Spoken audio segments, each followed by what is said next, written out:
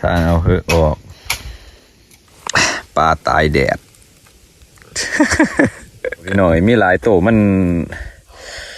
เลียนขึ้นเลียนลงแหขาดจะใส่ในอันนั้นเจ้าบอกบนดอกมันดอก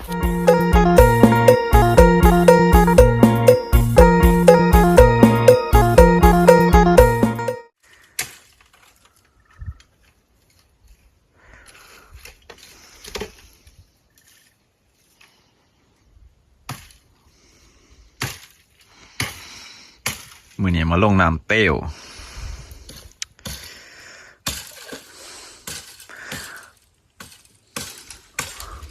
มาหาอยู่หากินก่อนมือนี้เพิ่นพักเวียกเด้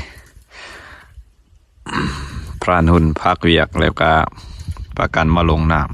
ำคือเก่าพี่น้องเอาแหเอามองอุปกรณ์เฮามือนี้ครบเครื่อง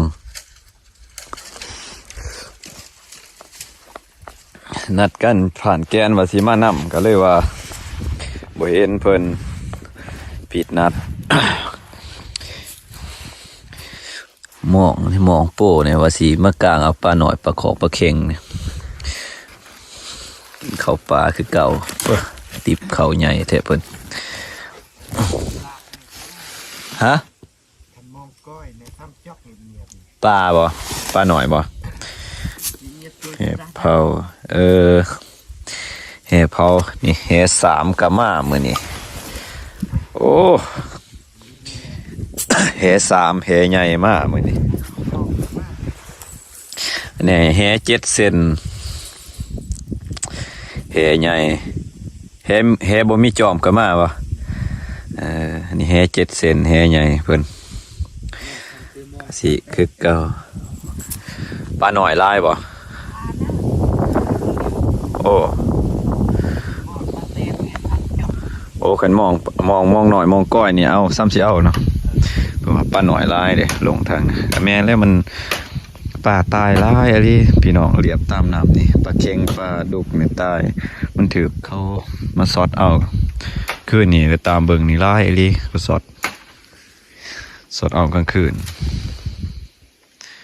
แต่ว่าบ้านเฮานี่ก็ถ้าว่าผิดบ่ผิดคือกันกฎหมาย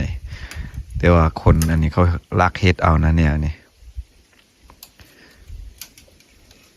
ลักสดเอากลางคืน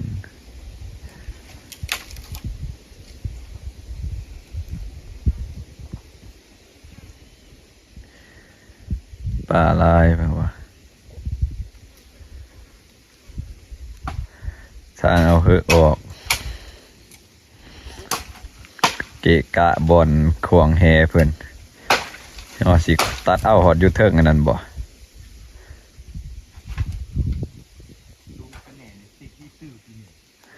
นกนูหันบ่ให้เว้าดอกลายนกนูหัน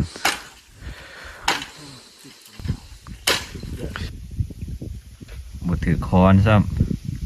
ำเอาหมุดลงแล้ววันนี้เห็นแต่ขาสีฟ้า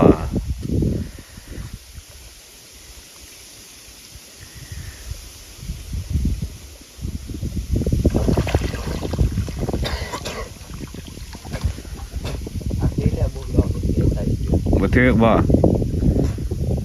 เบิด2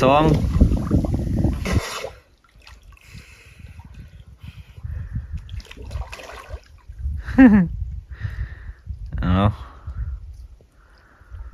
หมดบัดนี้หนาวแต่เช้าหนาวขนาดก็ลงบาดแหลกเลย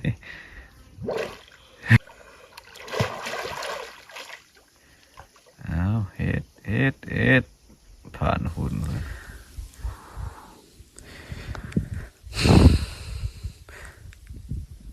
ป้ามันโมอยากออกจากใหม่นี่มันยากมันลึงกับหมอสดเลยกินข้าวก่อนบัดนี้นี่คือปีงบ่หมดป่านี่กินข้าวอันนี้บ่ปีงป่าจำบัดนี้โอ้เอาอันนั้นออกนะกินข้าวก่อนจังลงน้ำยานประมาณ คันบ่กินข้าวก่อนปลาเข่งนี่หลายปลาเข่งมันถือเขาอันน่ะเขาสอดเขามัดเอาใส่ไฟช็อตเนี่ยมันดับตายก็หลาย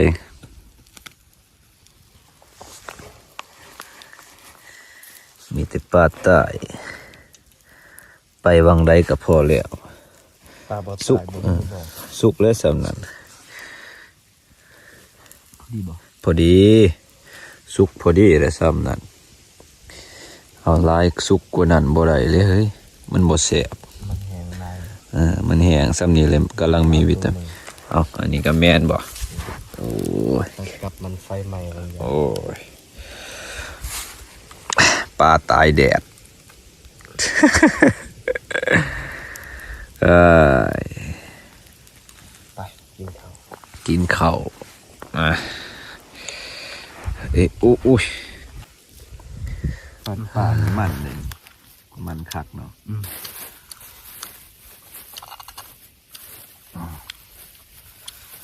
ปีงปลาดุก มือนั้นก็ไปปีงปลาคอผู้เดียวก็ปีงสองตัว ตัวใหญ่บ่ เอาเฮสองยืนให้เนาะเดี๋ยวตาจะขอ ใครลืม มันมานะ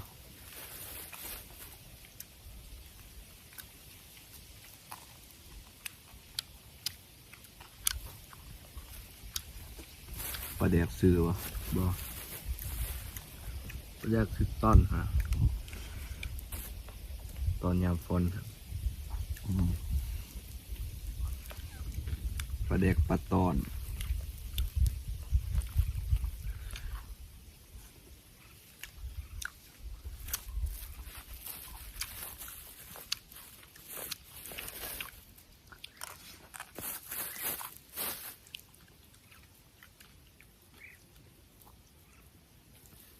ได้หมักเรือนะ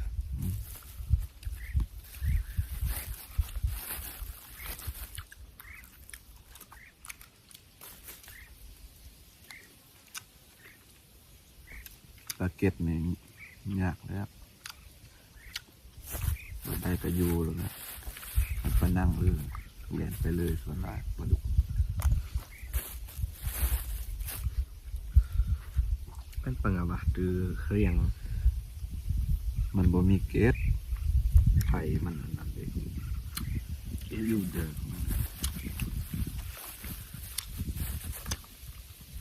เราก็มีสองแนวนะสำหรับปลานังก็มี บ่ทราบทันบ่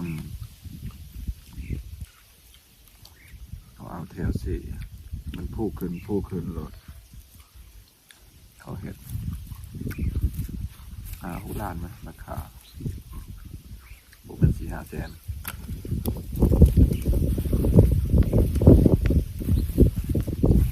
4-5 แสนตัวธรรมดาคือไรเฉพาะแนวนี้แหละหูล้านมันว้าวเอาของใหญ่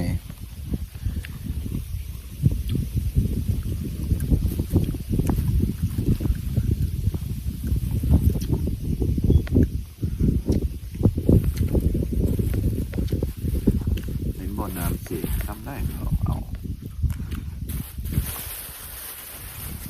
คือวันเรานะก็ไปนำเข้าไล่หมองนะ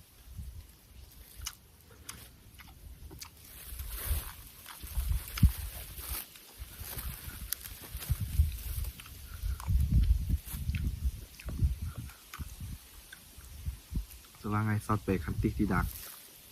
น่าจะซอสไงกล่ะ เสี่ยงแล้วเลย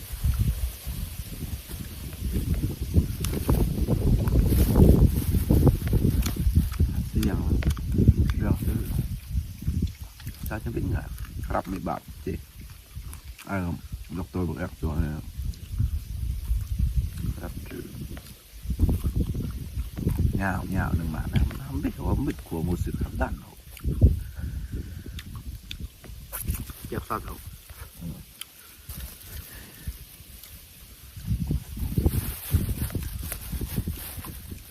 ตัวแห้ง จะอยู่นะ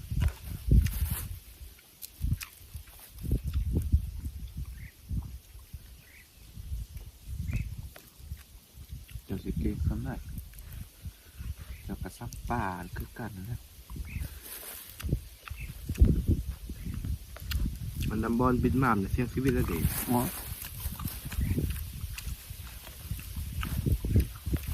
อาแล้ว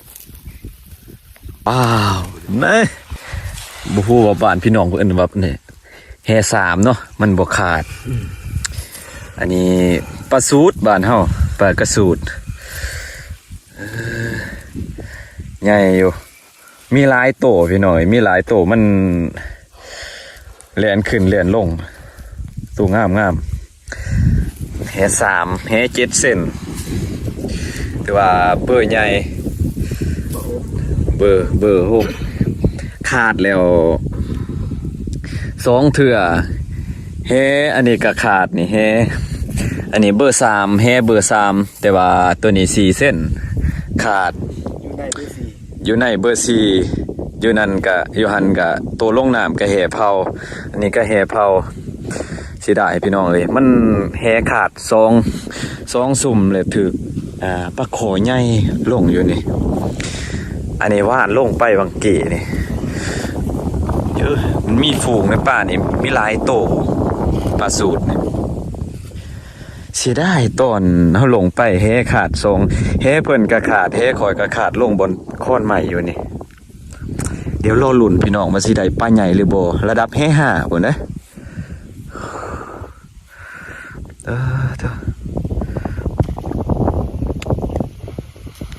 เดี๋ยวลุ่นพี่น้องมื้อนี้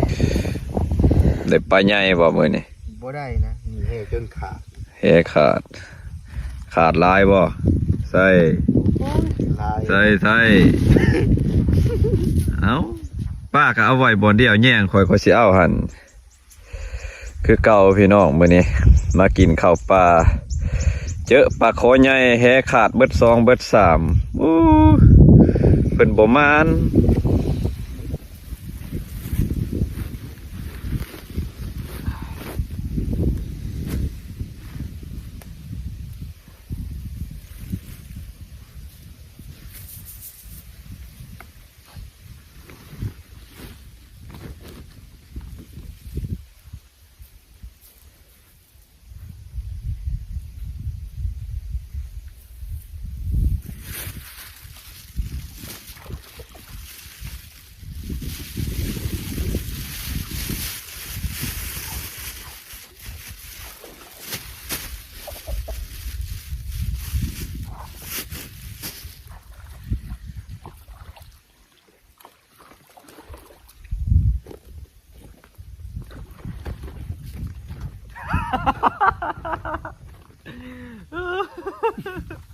เอ้าเบิ่งได้มันจืดก้นมันเทะกระติบเลย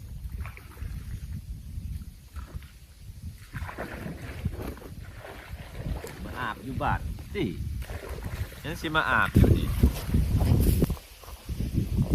ยังอาบอยู่บ้านโอ้อาบโอ้ยยังโบราณตู้ อาบอยู่บ้านนี่ขี้ข่านมะนาวเลย ตัวให้อาบน้ำมันขุ่นขนาด คุณกะเลวเท่าเลยนะ จะชีดอย่างผักอันนั้นมันเป็นจะดังได้หักกันระโบกได้หัก เป็นระโบกกะเลว กินเป็นบ่ เป็นจริง คมบ่คมมันบ่คักที่ จักกัน เอ้าอันนี้มันก็โดนได้มองใหญ่เฮใหญ่มากมันไปขาด กลางมองกระบถึง มื้อนี้บ่ประโคบ่ถึกมองเนาะบ่ติดมอง ติดเลยบางเสามันบ่ได้ครับ ประมาณเฮ3ติดบนนี่ แล้วก็เฮ็ดไทยมันหลุด บอกว่ามันหลุดก่อนนะไปจับบ่ทัน บ่มา มันเฮ็ดคือ อยู่ซื่อๆนี่คือตาย มัน มันไปจับแล้วพื้นดินก็ เอาอันนั้นพูดพี่อันนี้ของคอยส ส่มันง่ายผมข้านเอาออกอยู่ฮะจังหน่อยสิเพิ่จะสิเอาเมื่อเลย อุ้ยเอาเมื่อนะ มาจับมันอีกมาใส่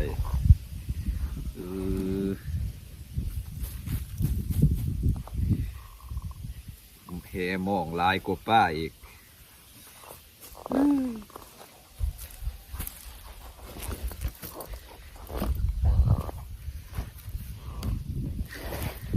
เป็นเท่าไรโลเฮจะใส่ในอันนั้นเจ้าบอก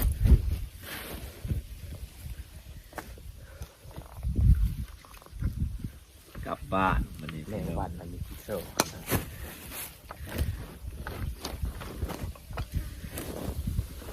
กินข้าวปลาเลยกลับบ้านบนลืมเลย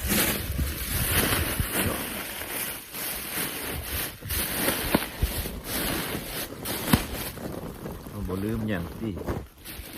ผ้าอันเด็ก เกือบเนอะ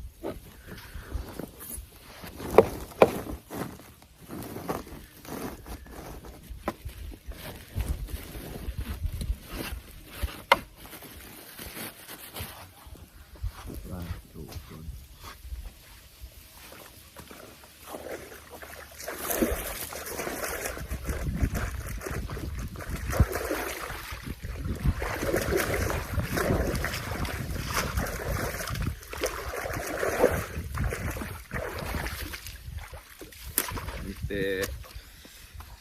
เมื่อหลุยขี้ต้มอีกขี้ไงขี้ฟุ้น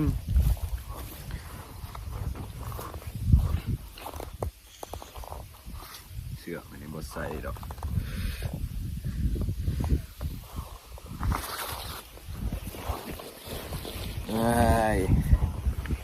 หนาว มือหนาจะไปจะได้โหลดปลาโคใหญ่อันนี้ ไปบ่เอาดอกวังนี่เอาวังไม่เลยมันขาดหลายเลย ไปน้ำมันโหลด บนหนักบ่มันดอก ให้คอยจะขาดที่กันมันเห็ด กระขาดบ่ได้ลืมยังบ่ คือบ่มีอย่างลืม ลงทางใดวะลงทางนั้นเนาะลงทางนะ เอาไง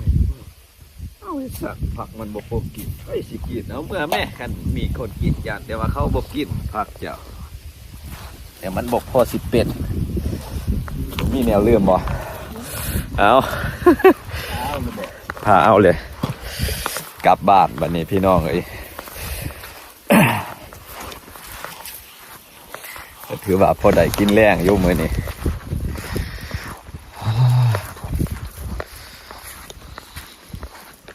น้ำเขาปล่อยไหมน้ำนี่ตอนพอมาตอนนั้นน้ำบ่ลายนี่ว่าสิมาเอาว่างนี่ลงเอากระไดนะฮะมีได้ป่ะฮะอีหยังบ่อนอันนี้นี่แต่ว่ามันโมมีแดดอยู่นี่สิอยู่บ่ได้บ่อนนี้นี่มีป่าฮาเบิ้งน้ำนี่คือว่าแบบเพิ่มขึ้นเลย เดือดมาพลังมาบ่เนาะ อันนี้เดี๋ยว น้ำเพิ่มขึ้น ช่วยน้ น้ำเขาปล่อยมาใหม่วางนี่แล้วเคยเอาได้ลายผูกเป็นใหญ่ก็แม่เป็นมากกลางม่องบ่บางนี่